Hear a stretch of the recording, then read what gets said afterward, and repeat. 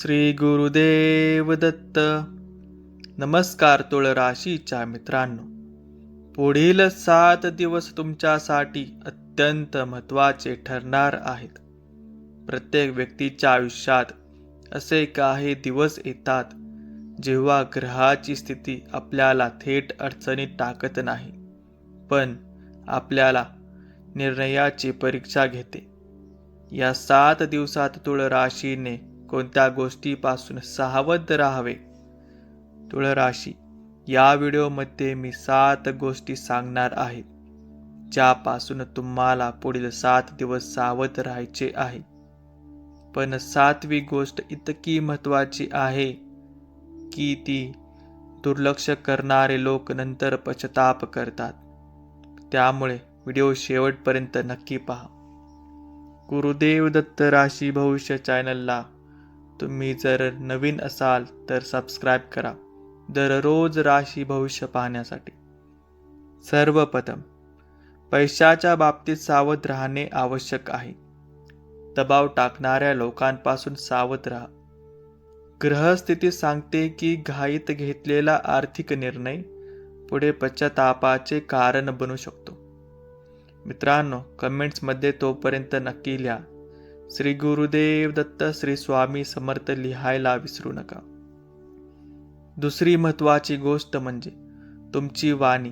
तुळ राशीचे लोक स्वभावाने संतुलित असतात, पण जेव्हा त्यांना अन्याय वाटतो तेव्हा ते अचानक स्पष्ट बोलू लागतात. या आठवड्यात तुमच्या तोंडातून निघालेला एखादा शब्द नातेसंबंधामध्ये तणाव निर्माण करू शकतो. कुटुंब, मित्र, जोडीदार किंवा सहकारी यांच्याशी बोलताना शब्दाची निवड काळजीपूर्वक करा. एकदा बोललेले शब्द परत येत नाही, त्यामुळे वाद जिंकण्यापेक्षा नाते जपणे अधिक महत्त्वाचे ठरेल. प्रेमसंबंधामध्येही सावधगिरी आवश्यक आहे.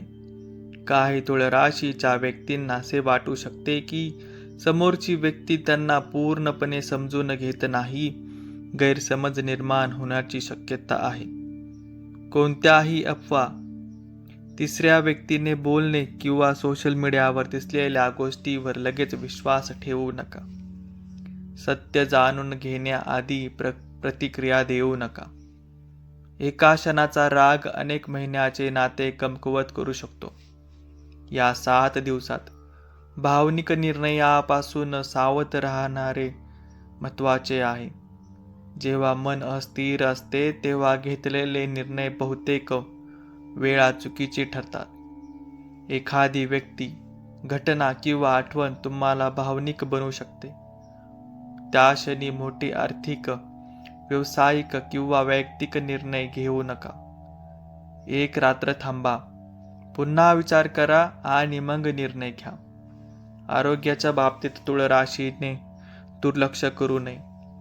शरीर थकलेले असूनही मी ठीक आहे असे समजून पुढे जाण्याची सवय अनेकांना असते. झोप अपुरी राहणे, पाण्याचे कमी सेवन, अनियमित आहार किंवा ताण याचा परिणाम जाणवू शकतो.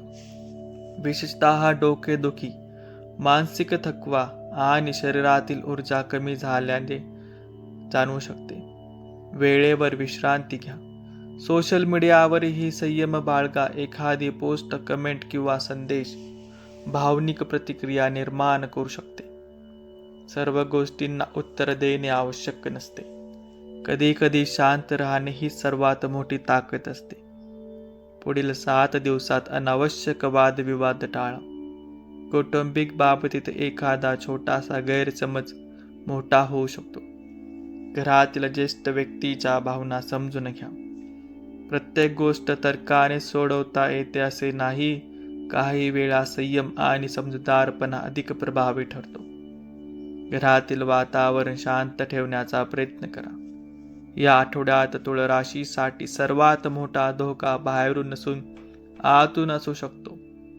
अतिविचार करणे, अनेक शक्यता, अनेक प्रश्न आणि अनेक अंदाज मनात फिरू शकतात. पण प्रत्येक विचार सत्य नसतो. जे घडलेले नाही त्याची भीती बाळगू नका. वर्तमानावर लक्ष केंद्रित करा. विशेषतः 3 जून ते 6 जून दरम्यान घेतलेले निर्णय अधिक विचारपूर्वक घ्या. कागदपत्रे, व्यवहार, करार, नवे संबंध आणि पैशाशी संबंधित गोष्टींमध्ये अतिरिक्त काळजी घ्या. एखादी छोटी चूक असेल तर मोठे परिणाम देऊ शकते, मोठे नुकसान टाळू शकते. या 7 दिवसाचा सार एकाच वाक्यात सांगायचा झाले तर, घाई करू नका, गुपिते सर्वांसमोर उघडू नका, पैशाबाबत अंधविश्वास ठेवू नका आणि भावनांच्या घरात निर्णय घेऊ नका. तुळ राशीच्या मित्रांनो, या 7 दिवसात कोणतीही घाई करू नका, कारण नशीब तुमच्या बाजूने असले तरी चुकीचा निर्णय तुमची वाट बदलू शकते. त्यामुळे हा संदेश शेवटपर्यंत लक्षात ठेवा. व्हिडिओ शेवटपर्यंत पाहिल्याबद्दल धन्यवाद. मित्रांनो, कमेंटमध्ये नक्की लिहा श्री स्वामी समर्थ, श्री गुरुदेव दत्त आणि चॅनलला नवीन असाल तर सबस्क्राईब करा.